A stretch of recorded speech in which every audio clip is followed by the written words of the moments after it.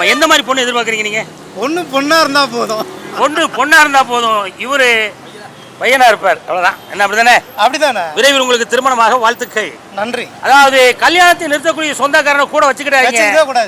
கூட 5-10 கொடுத்து உதவுற சொந்தக்காரனை கூட வச்சுக்கிட்டாங்க. சொந்தனாலே மெயின் பிரச்சனை தானே. சொந்தனாலே பிரச்சனை தான். இந்த சொந்தமே பிரச்சனை ஐயா. சொந்தக்காரங்களே எங்களுக்கு வேண்டாம் ஐயா. மாமா மச்சாங்கிற உறவுல வேகிறத விட ஒரு கட்டு விறகுல வெந்துட்டு போயிடலாம். சொந்தக்காரங்களை எந்த விஷயத்துக்கு நம்ம கூட வச்சுக்கிடலாம், எந்த விஷயத்துக்கு கூட வைக்கக்கூடாது? ஏதாச்சும் ஃபங்க்ஷன்னா வச்சுக்கலாம். ஏதாவது ஒரு ஃபங்க்ஷன் சொந்தமாக போய் தொலைச்சிட்டே வந்து தொலையான்னு சொல்லி கூப்பிடுங்க. மற்ற எந்த விஷயத்துக்கும் மட்டும் இந்த எதுக்கெல்லாம் கூப்பிடலாம்? ஒன்று சொல்ல, மேரேஜுக்கு கூப்பிடலாம். வேற அப்புறம் எது கூப்பிடுவோம்? ஏதாச்சும் ஃபங்க்ஷன், அதான் சொல்கிறேன். ஏதாவது ஃபங்க்ஷன், வீட்டில் ஏதாவது ஃபங்க்ஷன் நடந்தால் கூப்பிடுங்க.